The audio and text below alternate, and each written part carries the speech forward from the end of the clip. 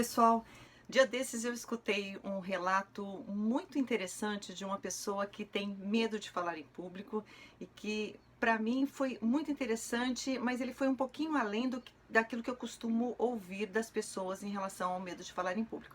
Então, a Mariana, tá? É o nome fictício aqui da pessoa. Ela referiu para mim o tanto de desconforto que ela sente na hora de falar em público, como as pernas tremerem, as mãos tremerem, suor, mãos frias, voz embargada, uma certa gagueira e tantas outras coisas.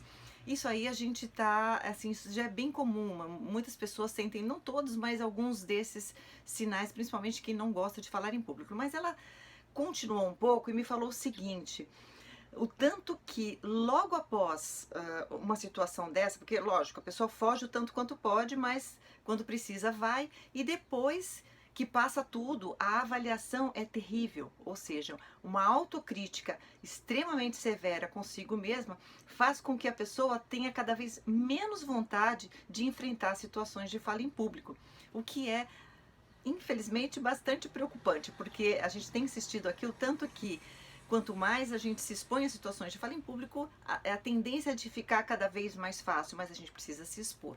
Mas aí como resolver esse problema, né? Porque quem tem medo de falar em público, em geral, tem uma autocrítica severa. E de uma certa maneira entra num ciclo vicioso, né? Que é o seguinte: eu não gosto de falar em público, então eu evito falar. Cada vez que eu vou falar é sempre uma grande novidade, eu vou mal.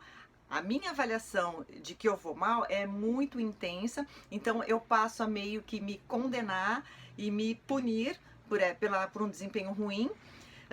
Então eu fico sofrendo depois também, o que é sim, extremamente preocupante, mas é muito verdadeiro não só para Mariana, mas para muitas pessoas com as quais eu lido, né?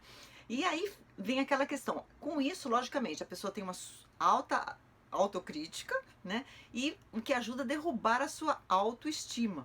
E aí você vai no Google, as pessoas vão procurar como é que eu soluciono essa questão de falar em público e de me soltar e etc.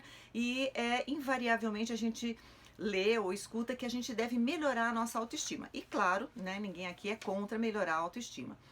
Só que o que me fez pensar mais ainda foi uma questão, ou melhor, um conceito com o qual eu me confrontei recentemente, trazido pela Christine Neff, que é uma pesquisadora da Universidade do Texas e que trabalha com autocompaixão. Então ela discute um pouco essa questão da autoestima e do quanto a autoestima ela está ligada, né, de uma certa forma, com um certo narcisismo e num incentivo constante de uma certa competição, porque para a gente ter uma boa autoestima, a gente tem que ser bom, a gente tem que ter boas realizações, tem que ter sucesso e etc.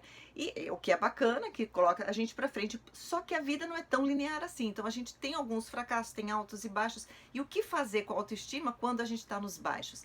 Então, o que fazer? Como é que a gente ajuda a Mariana depois de uma situação de fala em público onde ela não foi bem?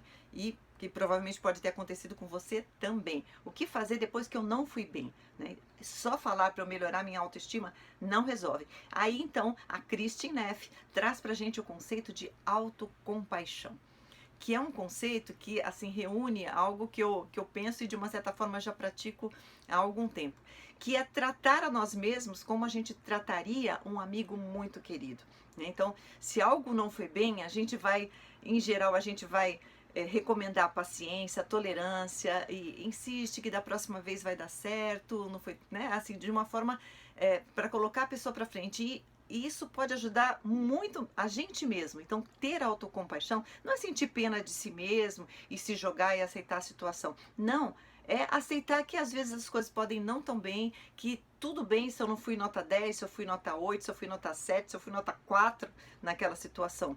Mas me colocar para frente, passar a mão na cabeça da gente mesmo de vez em quando para seguir em frente.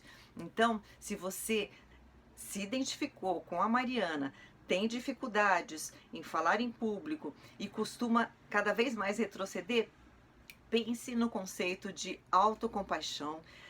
E, logicamente, associe com a autoestima, mas na dúvida entre autoestima e autocompaixão, no caso do medo de falar em público, a minha opção é pela autocompaixão. tenha paciência, tenha tolerância com você mesmo, que as próximas vezes vão tender a ser cada vez melhores, porque a gente tira aquele peso de que a gente tem que ter sucesso sempre. Então, se você tem medo de falar em público ainda, em frente e tenha autocompaixão, seja tolerante e tenha autocompaixão, que vai ficar tudo bem mais fácil. E até a próxima!